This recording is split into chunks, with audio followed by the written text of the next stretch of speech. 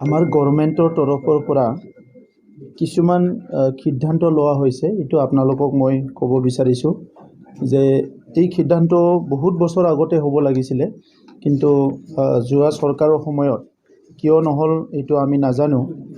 তো আমাৰ চৰকাৰৰ সময়ত আমি ইতিমধ্যে এইটো সিদ্ধান্ত লৈছোঁ আৰু এই সিদ্ধান্তৰ দ্বাৰাই মই ভাবিছোঁ যে দীঘলীয়া যিটো বড়ো সংগ্ৰাম আৰু ইয়াৰ যিটো ছেক্ৰিফাইচ যিসকলে কৰিলে, যিসকলে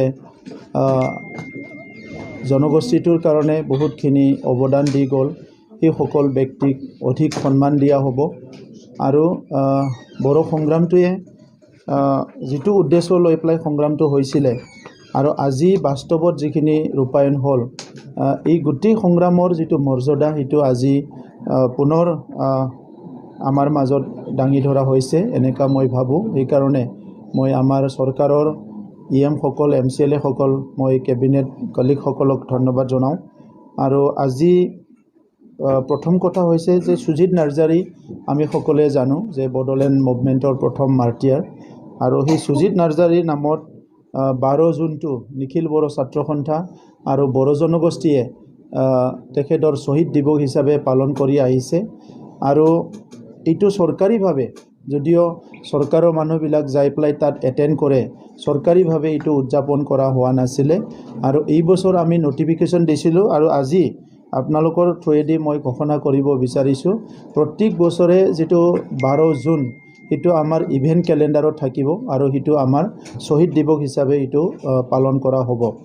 আৰু সেই সুজিত নাৰ্জাৰী সন্মান জনাই পেলাই আমাৰ আজিৰ তাৰিখত আমাৰ 40টা সমষ্টি আছে কাউন্সিলত। প্ৰত্যেকটো সমষ্টিত এটা মডেল অডিটৰিয়াম আমি নিৰ্মাণ কৰিম, য'ত 500 পৰা 700 মানুহ বহিব পাৰিব। আৰু সেই মডেল অডিটৰিয়ামটো সুজিত নাৰ্জাৰী মেমৰিয়েল অডিটৰিয়াম হ'ব। আৰু 40টা সমষ্টিত 40খন অডিটৰিয়াম নিৰ্মাণ কৰা হ'ব। আৰু ইয়াৰ প্ৰথম ফেজ হিচাপে আমাৰ আৰম্ভ হ'ব গোসাইগাঁও, পৰ্বতজৰা, চেৰফাংগুৰি, বিজনী, কাজলগাঁও, বাসুগাঁও, বেংটল, মচলপুৰ, বাগানপাৰা, ভেৰগাঁও, মাজবাট, কুমাৰীকাটা, ৰৌতা, টংলা, ডিমাকুচি, গড়েশ্বৰ, আমটেকা, ফকিৰাগ্ৰাম, এইখিনি আমাৰ প্ৰথম ফেজত আমি নিৰ্মাণ কৰিব। আমি সকলোৱে জানো যে আমাৰ যিটো অস্ত্ৰ সংগ্ৰাম হৈছিলে BLTৰ নেতৃত্বত, ইয়াৰ সৰ্বোচ্চ নেতা আছিলে বীৰ চিলাগাং।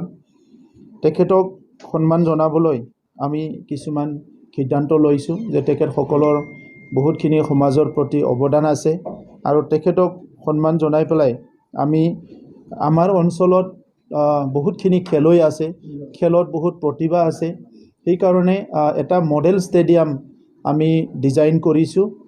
আৰু এই মডেল ষ্টেডিয়ামটো প্ৰত্যেকটো সমষ্টিত 40টা সমষ্টিত আমাৰ ইনডোৰ আৰু আউটডোৰৰ প্ৰভিজন ৰাখি স্পেচিয়েলি ফুটবলটো টাৰ্গেট কৰি পেলাই এটা ইনডোৰ ষ্টেডিয়াম 5 কোটি টকাৰ নিৰ্মাণ কৰা হ'ব। আৰু সেইটো বীৰ চিলাগাঙৰ নামত এই ষ্টেডিয়ামটো নিৰ্মাণ কৰা হ'ব। আৰু প্ৰথম ফেজত এইটো আমাৰ ৰৌতা, দাৰকুচি, ককিলাবাৰী, বৰঘুলি, ৰুণিখাটা আৰু চন্দ্ৰপাৰা, ইয়াত মানে আমাৰ এই ষ্টেডিয়ামটো নিৰ্মাণ কৰাৰ কাৰণে সিদ্ধান্ত লোৱা হৈছে। বি বাংবুৰগৰা, এইটো আছিলে NDBৰ প্ৰথম শ্বহীদ, আৰু তেখেতৰ নামত তেখেতক সন্মান জনাই প্ৰায় 2.5 কোটি টকা খৰচ কৰি এটা চাব ডিভিজনত এখনকৈ ইউথ চেণ্টাৰ আমি নিৰ্মাণ কৰিবলৈ গৈ আছোঁ। এই ইউথ চেণ্টাৰত কোচিং হ'ব, স্কিল ট্ৰেইনিং হ'ব, বিভিন্ন মানে আমাৰ ট্ৰেইনিং হ'ব, বিভিন্ন ছাৰ্ভিচৰ কাৰণে অৰিয়েণ্টেশ্যন প্ৰগ্ৰামবিলাক হ'ব, ইউথসকলৰ কাৰণে বিভিন্ন সলিউশ্যন, এটা জেগাতে বিভিন্ন সলিউশ্যন, বিভিন্ন সমাধান দিয়াৰ কাৰণে ইউথসকলক ছাপোৰ্ট কৰাৰ কাৰণে বি বাংবুৰগৰা মেমৰিয়েল আমাৰ ইউথ চেণ্টাৰ আমি প্ৰত্যেকটো চাব ডিভিজনত নিৰ্মাণ কৰিম। আৰু ইয়াৰ প্ৰথম ফেজ হিচাপে আমাৰ ইয়াত কিছুমান ঠাই আমি চিলেকশ্যন কৰিছোঁ। এই ঠাইটো আমি এতিয়া প্ৰথমতে 5খন ঠাই আমি চিলেকশ্যন কৰিছোঁ। আপোনালোকক মই ইয়াত 5খন ঠাইৰ যিটো আছে মই এটাচমেণ্টত দি দিম। আৰু এটা এনাউন্সমেণ্ট আছে, যিটো নেকি আমাৰ সকলো জানে যে ৰূপনাথ ব্ৰহ্ম ডাঙৰীয়া আমাৰ স্বাধীনতাৰ আগৰে বড়োসকলৰ যি মানে ছ'চিঅ' পলিটিকেল এটা ৰিফৰ্মেশ্যন আনাত আৰু লগতে জনগোষ্ঠীটোৰ বিভিন্ন দিশবিলাক আগুৱাই লৈ যোৱাত তেখেতে আগভাগ লৈছিলে আৰু ভাৰত স্বাধীন হোৱাত যিটো কনষ্টিটিউৱেণ্ট এছেম্বলি আছিলে তাত তেখেতে আমাৰ তৰফৰ পৰা তেখেতে মন্ত্ৰী আছিলে। সেইকাৰণে ৰূপনাথ ব্ৰহ্ম ডাঙৰীয়াক সকলো মন্ত্ৰী বুলি গম পায় আৰু সেই হিচাপে এই জনসেৱক ৰূপনাথ ব্ৰহ্ম ডাঙৰীয়াৰ যিটো জন্মদিন 15 জুন হয়, 1902 চনত জন্ম পাইছিলে 15 জুনত। আৰু আমাৰ চৰকাৰৰ যিটো চৰকাৰী ইভেণ্টছ কেলেণ্ডাৰ তাত ৰূপনাথ ব্ৰহ্ম ডাঙৰীয়াৰ জন্মদিনটো অন্তৰ্ভুক্ত কৰা হৈছে, যিটো প্ৰত্যেক বছৰে তেখেতৰ জন্মদিন উদযাপন কৰা হ'ব। ইয়াৰ লগতে ডিষ্ট্ৰিক্ট স্পৰ্টছ এছ'চিয়েশ্যনৰ দ্বাৰা ছুপাৰ ডিভিজন ফুটবল লীগ এতিয়া চলিব। ইয়াত আমাৰ অঞ্চলৰ বহুতো ক্লাববিলাকে অংশগ্ৰহণ কৰে আৰু বহুত ভালকৈ আমাৰ তাত স্পৰ্টছটো ফুটবলটো হয়। তো সেইকাৰণে এই ছুপাৰ ডিভিজন ফুটবল লীগত যিসকলে 10টা আমাৰ ছাব ডিভিজন হ'ব, যিসকলে চেম্পিয়ন হ'ব, এই চেম্পিয়ন হোৱা ক্লাববিলাকক আমি 5 লাখ টকা দিম, যাতে তেখেতসকলে আৰু ভালকৈ ফুটবলটো আগবঢ়াই লৈ যাব পাৰে। আমি ফুটবলটো আমাৰ অঞ্চলৰ কাৰণে সেইটো বহুত ডাঙৰ এটা স্পৰ্টছ হয়।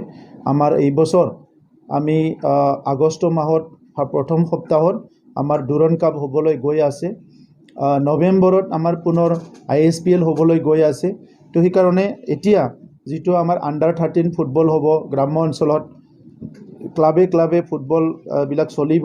তো সেইকাৰণে প্ৰত্যেকটো আমাৰ ছাব ডিভিজনটো ডিষ্ট্ৰিক্ট ধৰা হয় স্পৰ্টছৰ ক্ষেত্ৰত, আৰু সেই ডিষ্ট্ৰিক্টবিলাকে যিটো এইটো ছুপাৰ ফুটবল লীগ কৰিব, তাত প্ৰত্যেকটো উইনাৰ যিটো ক্লাব আছে তেখেতসকলক আমি 5 লাখ টকা অনুদান দিম, তেখেতসকলে ক্লাবটো যাতে আৰু শক্তিশালী কৰিব পাৰে। যিটো আছিলে আমাৰ ইউথ চেণ্টাৰ, ইয়াত লিখা আছিলে গোসাইগাঁও, কাজলগাঁও, তামোলপুৰ, মচলপুৰ আৰু ওদালগুৰি। ফাৰ্ষ্ট 5টাটো আমাৰ 2.5 কোটি টকা কৰি খৰচ কৰি পেলাই আমি ইউথ চেণ্টাৰখিনি এই বছৰৰ পৰা নিৰ্মাণ কৰা আৰম্ভ কৰিম। Thank U.